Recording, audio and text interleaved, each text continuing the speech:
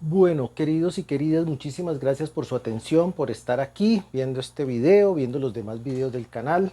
Muchas gracias por sus likes nuevamente, por sus suscripciones, ¿sí? Invitarlos a suscribirse, las personas que no se han suscrito todavía a este canal. Si les gusta también este material, pues compartirlo con sus amigos, con las personas que ustedes consideren que vale la pena que vean este material. Eh, Hoy voy a hablar rápidamente del ser profesor como una opción para vivir del arte. Fue una opción que yo tomé hace muchísimos años, hace más o menos 30 años comencé como profesor oficialmente, aunque la opción realmente la tomé mucho antes, la decisión, como les vengo diciendo, lo primero es decidir lo que quieres hacer y es una decisión que tomé cuando estaba estudiando, si por allá por quinto, sexto semestre, más o menos por el año que será 1990, tomé la decisión de ser docente universitario, especialmente nunca pensé en ser profesor o maestro o docente de educación básica o educación media, siempre pensé en la universidad y pues esa decisión me llevó a tener un plan y me llevó a ejecutar ese plan y a tener una carrera como profesor que duró más o menos 30 años o en un lapso de 30 años. Eh, en esos 30 años vi cómo cambió, en esos 30 años he visto cómo ha cambiado la labor del docente universitario y la contratación y por eso me atrevo a decir hoy por qué sí y de pronto por qué no ser profesor. Por lo menos en mi caso, actualmente yo no soy profesor, decidí retirarme del cargo de profesor universitario ya hace un buen tiempo, ya hace más o menos un año y medio. ¿Sí? No estoy de acuerdo con muchas cosas, pero ¿por qué sí también quisiera abordarlo? Lo primero, como siempre, y como con todas las profesiones y como con todas las actividades, que sea tu vocación, que tú realmente quieras hacer eso, ser profesor o ser profesora universitaria. ¿Sí? Eso creo que es lo fundamental. No como creo que ha pasado con muchos casos y es que toman la opción porque es una manera de ganar dinero y de vivir con cierta comodidad y con cierta holgura económica. Cierta, vamos a ver ahora si es verdad o no. Eh, Bien, me parece, esto es una opinión personal, como casi todo lo que digo aquí, no lo tomen como una verdad, me parece que muchos profesores y profesoras optaron precisamente por ese lado y eso digamos que no lo recomiendo porque por lo general genera frustraciones, genera prácticas no muy buenas en términos de la docencia, porque pues realmente no lo están haciendo porque quieren, sino porque les toca. Sí, entonces lo primero es, si quieres serlo, hazlo. Si quieres hacerlo, si quieres ser docente, profesor, profesora, maestro, maestra de educación básica, educación media, que sea por vocación. Eso es lo primero, lo fundamental es eso. Es muy lindo, la verdad la experiencia es muy bella de trabajar con jóvenes, en mi caso pues trabajé con jóvenes universitarios, verlos llegar, verlos desarrollarse en su actividad profesional, apoyarlos en algunas cosas, regañarlos en otras, aportar desde tu práctica docente es una cosa muy bella, es uno de los plus que yo diría que tiene la docencia universitaria y la docencia en general. Entonces, pues por eso lo recomendaría muchísimo. O sea, la experiencia vital, los lazos de amistad o los lazos de afecto que se pueden generar ahí son impresionantes. Entonces, en ese caso lo recomendaría muchísimo. Y bueno, también pues es un trabajo digno, también hay que reconocerlo, aunque las condiciones laborales han cambiado muchísimo en las últimas décadas. Ese es los puntos por los cuales no. O sea, todavía sigue siendo un trabajo digno, pero antes era muy diferente a como es hoy. Lo primero que diría es que el cargo o la labor docente, el, el, el, las acciones que uno, digamos, desarrolla en la práctica docente han cambiado, diría que de lo pedagógico a lo burocrático. Antes se hablaba más de pedagogía, antes más se hablaba de los cursos, de los diseños curriculares y demás. Hoy, o por lo menos en el último tiempo, en la práctica se hablaba más de formatos, de formularios, de acuerdos académicos, de resoluciones, de una cantidad de cosas que, si bien considero que son importantes, pues le están quitando mucho espacio, le han quitado mucho espacio a lo verdaderamente importante, que es la parte pedagógica, la parte humana, la parte de educación de esta labor docente. Sí, entonces creo que ese es uno de los factores que a mí no me convence mucho y no me parece mucho. Lo otro, si los cuento así rápidamente, cuando, cuando yo inicié como profesor, básicamente que mi contratación era solamente para orientar 4 talleres, ¿sí? 4 talleres en la carrera de artes plásticas. Voy a hablar de vinculación con la Universidad del Cauca específicamente, porque es con la que más tuve tiempo, pero digamos que estaba muy enfocado en la docencia. No se hablaba mucho de investigación hace 30 años, era un factor que estaba ahí pero que no era tan importante. No se hablaba mucho de proyección social, ¿sí? Había pocos estudiantes, si mal no recuerdo, creo que no superaban o superaban con escaso margen los 120, los 100, 120 estudiantes por allá por los años 90 y de pronto hasta el 2000. Entonces digamos que los cursos no eran tan amplios, ni tan grandes, ni tan voluminosos, y los trabajos de grado pues no eran muchos, ¿sí? No se presentaban más de 5 o 6 trabajos al año, lo cual pues facilitaba mucho las dinámicas de docencia. En el siglo XXI, por políticas estatales, se ha hablado de la ampliación de cobertura de las universidades. Eso ha llevado a que muchas instituciones amplíen su cobertura, vinculando más estudiantes o permitiendo la matrícula de más estudiantes, llegando incluso en algunos casos a duplicar el número de estudiantes o a triplicar el número de estudiantes en algunos casos, ¿sí? Lo que sucede con eso es que la labor del profesor se multiplica igual, ¿ya? O sea, no es lo mismo atender en un curso a 10 estudiantes que atender a 20. No es lo mismo revisar 5 trabajos de grado en el año, en todo el programa, ¿sí? A revisar 20, 30 o 40 en un año en todo el programa. Si eso demanda tiempo, demanda esfuerzo, demanda trabajo, y lo que sucedió es que se aumentó el número de estudiantes, se duplicó el número de estudiantes, pero no se aumentó el número de profesores. O si se aumentó el número de profesores, no fue en la proporción de la atención a los estudiantes, ¿sí? Entonces, ahí, ¿qué pasa? Las dinámicas pedagógicas, por un lado, o sea, la atención al estudiante, por ejemplo, en un taller o en un curso, disminuye. Voy a contar un caso específico de mi práctica con la universidad, y es el caso de las metodologías de investigación. Yo tenía grupos de 10 estudiantes y más o menos podía revisar sus avances y sus procesos eh, eh, eh, por cada sesión a 5 estudiantes, ¿ya? Entonces le dedicaba más o menos 40 minutos a estudiantes, revisábamos textos, revisábamos avances de investigación y demás, ¿sí? Y esto lo podía hacer con los 10 estudiantes cada 15 días, 5 un grupo, y cada 15 días, o los 8 días siguientes, los otros 5 el otro grupo. Y una dinámica que me permitía hacer un seguimiento muy preciso de los estudiantes. Pero cuando ya se duplica el número de estudiantes y se pasa a 15 o a 20 estudiantes, ya no le puedo prestar la misma atención a cada estudiante, ¿sí?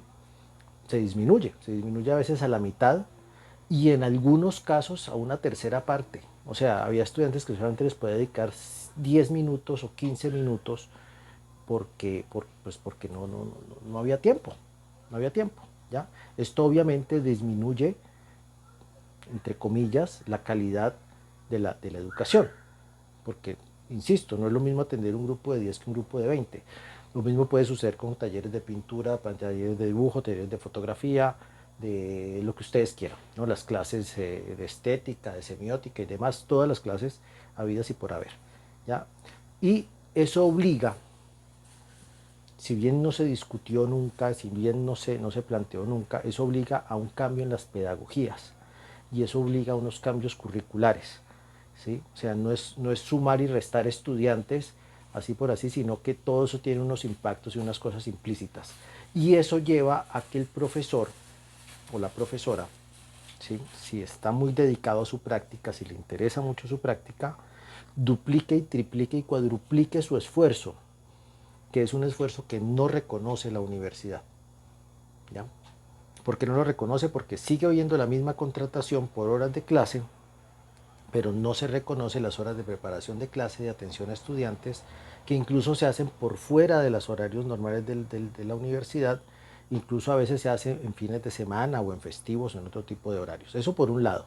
Por otro lado aparece el factor investigación, y ya el profesor universitario, su contratación implica o debería implicar horas de investigación, las cuales tampoco se reconocen. ¿Ya? Esas horas de investigación pues están ahí como planteadas, pero cuando el profesor o la profesora plantea un proyecto de investigación en el marco universitario, ¿sí? Hay figuras legales, por ejemplo, para valorar esa investigación, que hacen que esa investigación realmente como tal no se reconozca. ¿Sí? Entonces, el profesor adquiere un compromiso de investigar algún tema, de desarrollar un proyecto de investigación, pero la universidad, en términos generales, no valora y no reconoce ese compromiso del profesor o la profesora, lo que lleva a que ese profesor o profesora tenga que asumir de su propio tiempo e incluso de sus propios recursos proyectos de investigación que van a salir a nombre de la universidad. ¿Sí? Es por eso que yo nunca presenté proyectos de investigación con la universidad, no porque no investigue, sino porque realmente sabía muy bien que lo que me iba a reconocer la universidad era nada comparado con el esfuerzo que tenía que hacer para eso. ¿Ya? Les pongo un caso. ¿Sí? El caso básicamente es que en el estatuto docente universitario dice que, o decía, yo no sé si ya lo cambiaron, pero decía que se reconocen hasta 10 horas de investigación a la semana. ¿Sí? Lo que puede parecer mucho, pero cuando uno lo mira bien es un día y 2 horas laborales, o sea, son 8 horas de un día laboral y 2 horas del otro día laboral. ¿Sí? Realmente, ¿qué calidad de investigación se puede hacer en ese tiempo? Se puede hacer verdaderamente investigación de calidad con 10 horas a la semana y más todavía con hasta 10 horas, o sea, máximo de horas, pero realmente cuando la universidad reconoce, no va a reconocer las 10 horas por lo general, sino que reconoce 6 o 4 o 2 y en algunos casos creo que ninguna. ¿Ya? Entonces, esto ha hecho que la labor docente universitaria, la labor del profesor universitario sea cada vez más compleja y más complicada. ¿Sí? ¿Por qué la investigación es importante para el profesor? Bueno, porque es un avance en su conocimiento y en el conocimiento general. ¿Sí? La investigación es una manera de construir pensamiento y conocimiento. ¿Sí? Y por otro lado, tiene un impacto en el salario. ¿Sí? Porque lo que se hace con la investigación lleva a cosas como publicaciones de artículos, de libros, de videos, de una serie de productos académicos o a veces no académicos, algunas veces artísticos, eso por un lado, ¿sí? Y esos productos académicos o artísticos son reconocidos, ¿sí? Son reconocidos o deberían ser reconocidos como puntos de escalafón docente, puntos de productividad académica que impactan en el salario. Bueno, eso también cambió muchísimo con el paso de los años. Cambió en el sentido de que ya muy pocos productos o casi que ningún producto se reconoce. Tienen que tener unas condiciones dificilísimas de alcanzar para el grupo general de profesores. O sea, ya una exposición en un sitio pequeño no te lo van a reconocer, o una publicación en una revista de divulgación, una revista no indexada, no te la van a reconocer, o un libro que la universidad no apruebe o no autorice, no te lo van a reconocer. ¿Ya? Entonces, en ese sentido, el reconocimiento de ese trabajo de investigación, de ese trabajo de divulgación también, que puede ser interesante, no te lo va a reconocer. Se me ocurría un caso también, por ejemplo, si un músico hace una presentación con una chirimía en una fiesta popular, ¿será que se lo reconocen como trabajo universitario? ¿Será? ¿Sí? Siendo que ese trabajo implica también toda una elaboración, y me imagino yo no soy músico, pero me imagino yo una elaboración de algo que tiene que ver con la preparación de una pieza musical o de un grupo de piezas musicales para fiestas populares, por ejemplo. ¿Sí? Aquí voy a decir algo, y es que por lo general no reconocemos lo que son las prácticas populares dentro de la investigación universitaria. ¿Ya? Y no solamente eso, a nivel general no reconocemos las prácticas populares como parte integral de nuestra vida cultural y de nuestra vida académica. Las miramos de manera muy peyorativa, eso me parece muy complicado. Bueno, eso digamos que serían factores, algunos de los factores, ¿por qué no? Obviamente, y los voy a resumir rápidamente, esos cambios de la labor, empezando porque digamos los tiempos de clase aumentaron también, esto no lo había dicho, pero ya los 4 talleres de pronto no te alcanzan para un tiempo completo, ¿sí? Sino que hay que dictar un quinto curso y un sexto curso, pero además tienes que atender estudiantes, pero además tienes que atender trabajos de grado, que tampoco lo había dicho, ¿sí? Que se aumentan y se multiplican con el tiempo, ¿ya? Por ejemplo, para mí era un conflicto enorme mandar correcciones, porque me ponían una cantidad de trabajos de grado que ya excedían mi tiempo, y si mandaba correcciones tenía que volverlos a revisar para ver si las correcciones se ajustaban a lo que se había demandado y lo que se pedía. Yo creo que muchos profesores tienen ese conflicto hoy, de que realmente no te alcanza el tiempo para todo eso, y son labores que parecen mínimas, pero que la universidad no reconoce en su dimensión, porque seguramente me van a decir, sí, no, mire, usted tenía 1 horita o 2 horitas de revisión de trabajo de grado. ¿Y quién revisa un trabajo de grado en 1 hora o en 2 horas? Es la pregunta que yo me hago, como quién hace investigación en 10 horas a la semana, o qué calidad de investigación se hace en 10 horas a la semana, qué calidad de revisión de trabajos de grado se hace en 2 horas a la semana. ¿Sí? Por eso digo que los tiempos no coinciden, no concuerdan, no se reconocen en la labor docente. Vuelvo a lo positivo, es una bellísima labor la de profesor universitario o profesora universitaria. Aprendes muchísimo, ¿sí? Es muy gratificante el trabajar con jóvenes, el construir o aportar en la construcción de esas vidas, es una cosa maravillosa. Todavía tiene ciertas condiciones dignas de trabajo.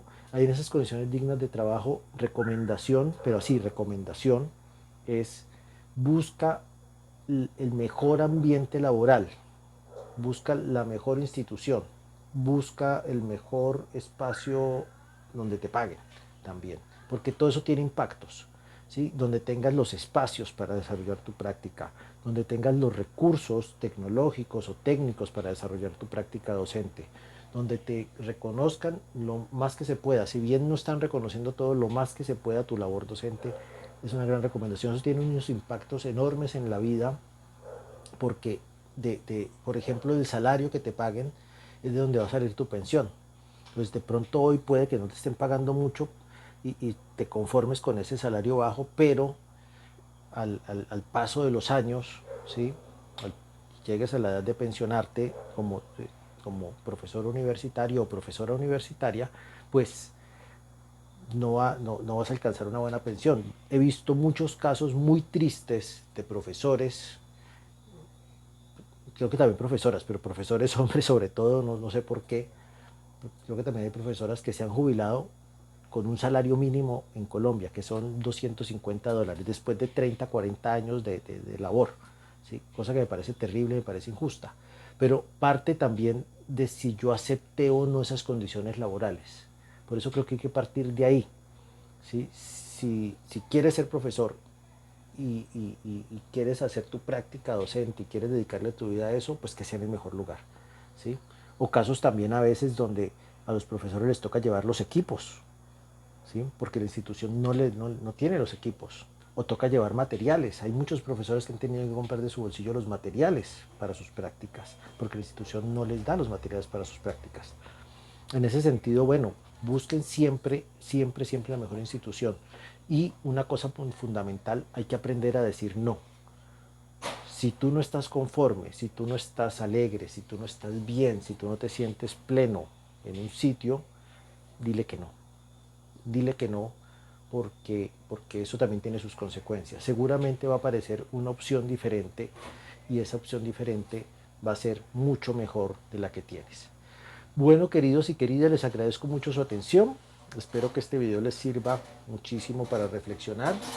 Les agradezco nuevamente todos sus comentarios, sus aportes, sus likes, sus suscripciones y espero que nos veamos pronto.